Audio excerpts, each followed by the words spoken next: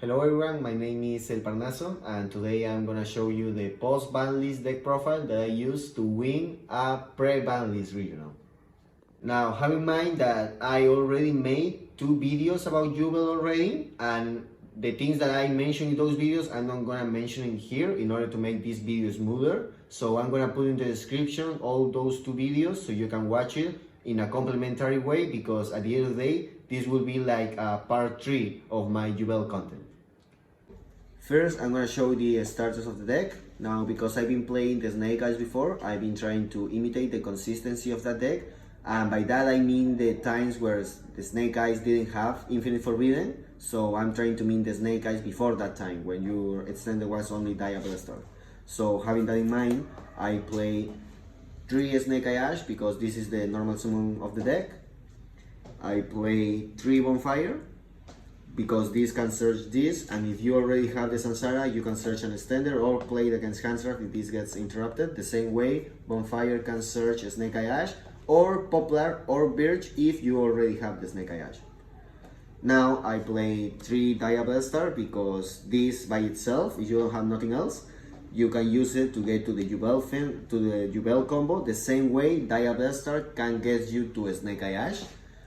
But the main difference, and I think this is a big plus for this deck, is that if you already have the Snake Eye Ash and you have the Diablo, but your Snake Eye Ash doesn't get interrupted, the extra push that the Diablo is giving you is not really that much for the end board that you're gonna have.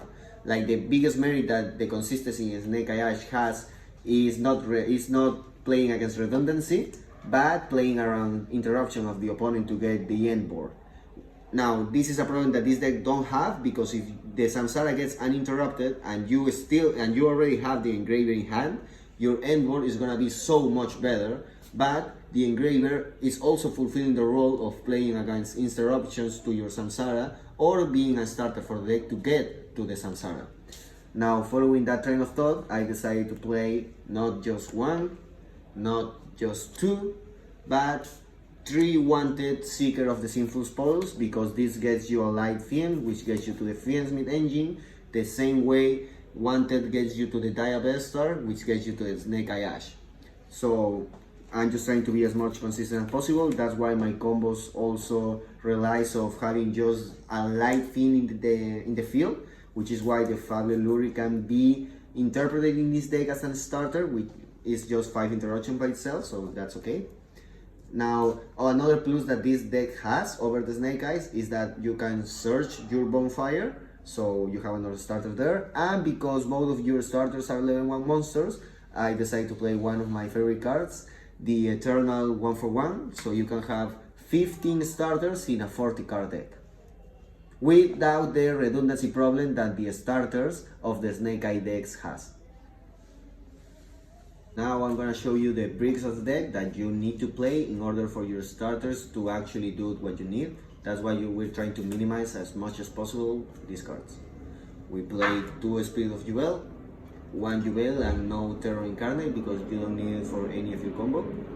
Now you only play 2 Gruesome. I would like to play 3, but I just don't have space, and when it's all said and done, it's just a win more card that you actually search in the combos, so it's fine. Same with Nightmare Prey, I only play 1 because you only need 1 in order for the combo to get done. I only play 1 Shabara because it's at 1, and the trap that I decided to use in this deck, even before the ban list, was Escape. I really think this is by far the best Unchained trap that you can set for any of your combos and to play around board breakers.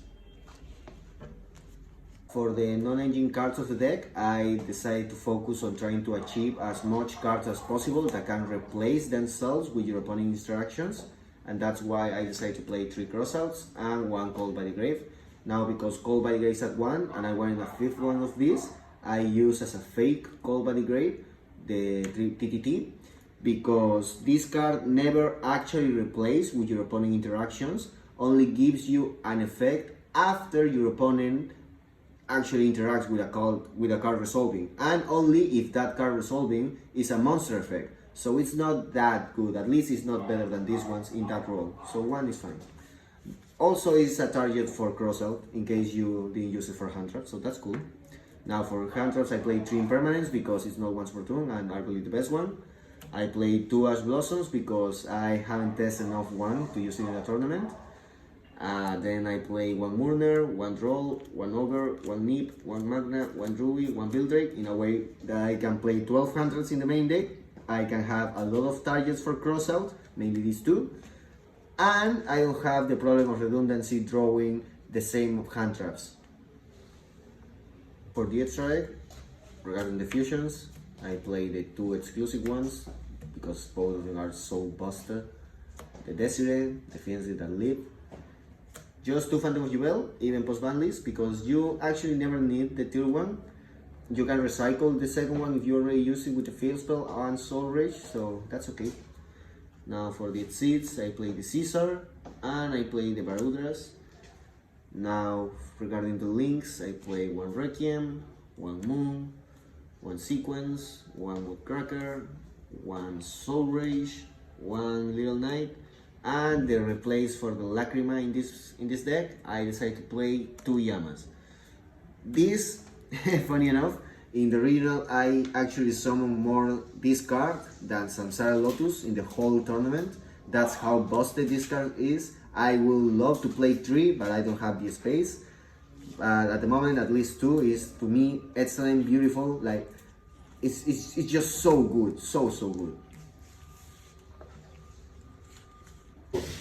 Now for the side deck, I decided to focus only on going second cards. That's why I play Triple Charmy, Triple Goku, 2 Phantasme, 2 Nibiru's, 2 Murner, 1 Duster, and 2 Cosmics. Now I decided only to invest 3 cards on back row hate because, unlike before, a lot of people here in Peru are not playing back row days that much, but they are choosing to play the Tenpai instead. That's why I try to focus a lot of the hand traps around the Tenpai matchup, like this Overvader or this one, which is really amazing. But I'm going to explain that more when I make the video about side deck patterns with this deck, when I'm going to explain also how to interact with the Tenpai after the side deck. Okay, so that will be for the profile of the last regional that I played. If you like it, please subscribe because I'm gonna make more videos about Yugioh. As I already say, there's still pending videos about the Nightmare Throne, how to play through hand traps, and how to make the best side patterns depending on the matchup. So please, again, subscribe and follow up for more. Thank you.